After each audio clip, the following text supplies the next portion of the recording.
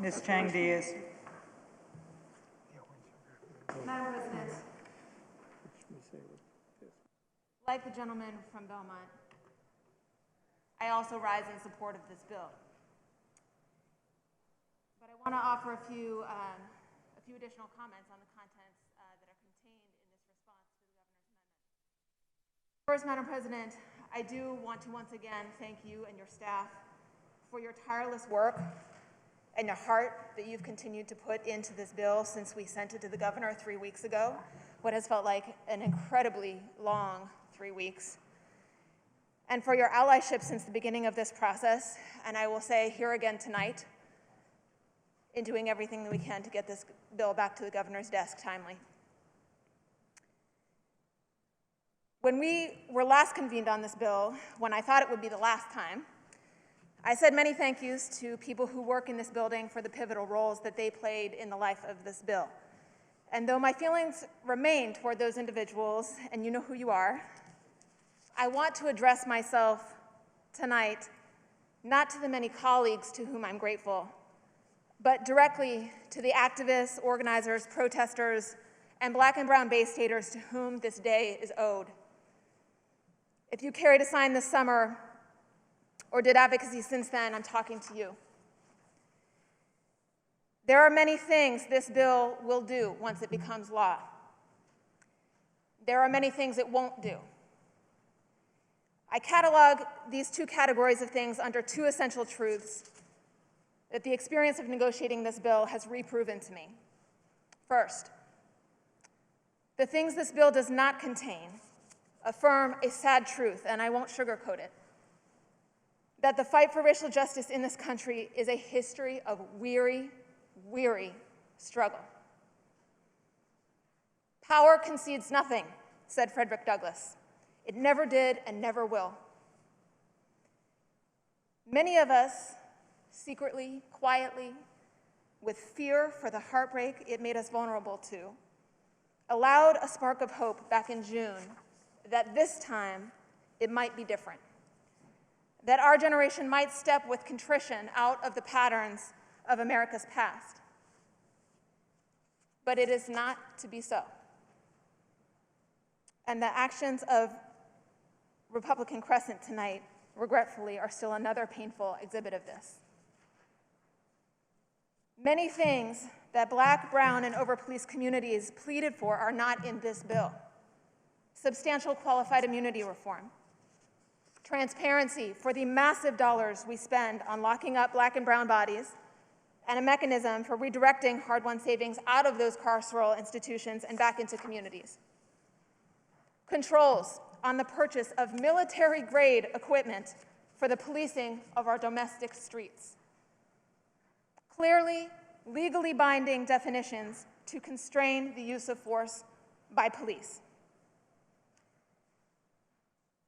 It was especially heartbreaking to reach the turning point of getting a bill to the Governor's desk that already included so much compromise on the part of communities of color, and to have it returned with still more refusal to take away power from those who have had too much for too long. Though Bay Staters of color are exhausted in body and in spirit from seeing our children, brothers, sisters, parents, and neighbors beaten, paralyzed, degraded, and killed, we will have to fight for these things again next year. Though we are exhausted from simultaneously having to fight against the ravages of disparate COVID infection, and for safe housing in which to stay during this pandemic, and adequately resourced schools for our kids, and clean air to breathe, we will fight again for these reforms next year. It is not fair, but we will do it anyway. Lift Every Voice and Sing, what many refer to as the Black National Anthem, prepares people of color for this reality, for this experience. It describes this experience thus: we have come over a way that with tears has been watered. We have come treading our path through the blood of the slaughtered. It describes our weary feet and indeed our weary years. My friends, our experience in fighting for this bill is an experience that carries on in the resolute traditions of generations of racial justice seekers before us. It is not fair, but we will keep fighting, keep organizing, keep loving each other, keep showing up to be the moral compass of this Commonwealth and this country, because we have to, and we will do it because our ancestors taught us to. Power concedes nothing without a demand, and we will be that demand.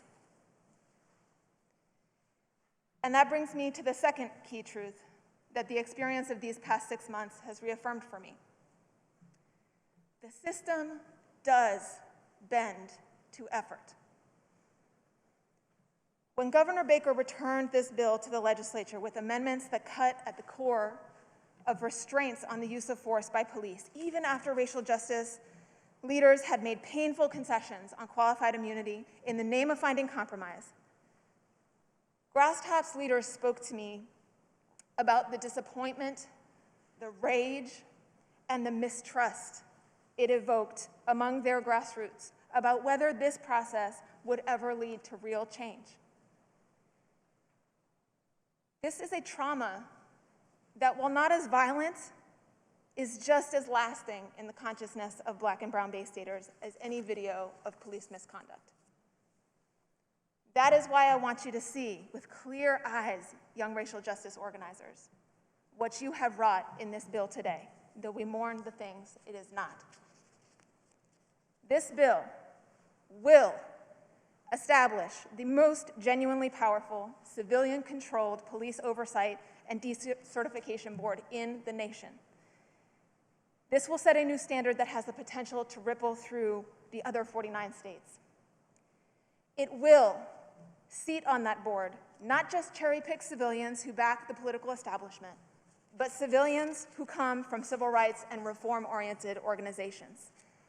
It will give that civilian-led board a veto against weak use of force definitions. It will ban chokeholds and restrict no-knock warrants. It will establish an affirmative duty for officers to intervene and report it when they see a fellow officer using excessive force. It will establish an affirmative duty to de-escalate before an officer uses force or before a whole department uses force in the case of crowd control tactics. It will require robust public reporting and accountability after any incident where forcible crowd control tactics are used. It will, for the first time in Massachusetts law, ban racial profiling as a police practice. It will diminish the school-to-prison pipeline for Black and brown youth by ending the requirement that schools have police officers in them, prohibiting schools from sharing information with the police departments about schools when it has no basis in a crime, and increasing access to youth record expungement. It will set in motion the process of establishing certification and decertification systems for corrections officers, as well as use of force regulations for jails and prisons. It will create a public-facing database where anyone in the Commonwealth can see substantiated records of police misconduct. It will lay the foundation for increased access to non-police crisis intervention services. It will put basic, common-sense guardrails around the use of facial surveillance by police and require robust public disclosure on the use of this technology to inform future regulation. And however incomplete, it will put new tools into the hands of racial justice seekers like you who are fighting old injustices on use of force definitions, on qualified immunity, on civil service reform, on facial surveillance. 12 months ago, these changes were unthinkable in the Massachusetts policy landscape. 6 months ago, even then, their chances were dubious. 6 days ago, still some of them were in question. You made these things happen. No one gave them to you. From your cry of anguish in the street protests that followed George Floyd's murder, to the sustained organizing you did throughout the summer and fall when everyone was exhausted and desperate for a COVID rest, to the calls and the emails and the Zoom meetings and the power mappings and the op-eds and more calls of this past week, you did this. This process that we call politics often won't change the hearts and minds of people who are determined not to see you. That is true. You've perceived something accurate and painful about the limits of the political system. But what it can change is laws. And laws can change behavior and even eventually change culture if done right. But only if you are here to make the demand that Frederick Douglass calls us to. When we put this bill back on the governor's desk, and when you call him to sign it, I hope you will celebrate. Celebrate the changes that you have cried, sweat, and bled into being, and the way that you are reshaping the national policy landscape. Honor the weariness that you feel at the same time. Rest for a few weeks, and then get ready to suit up again for next year.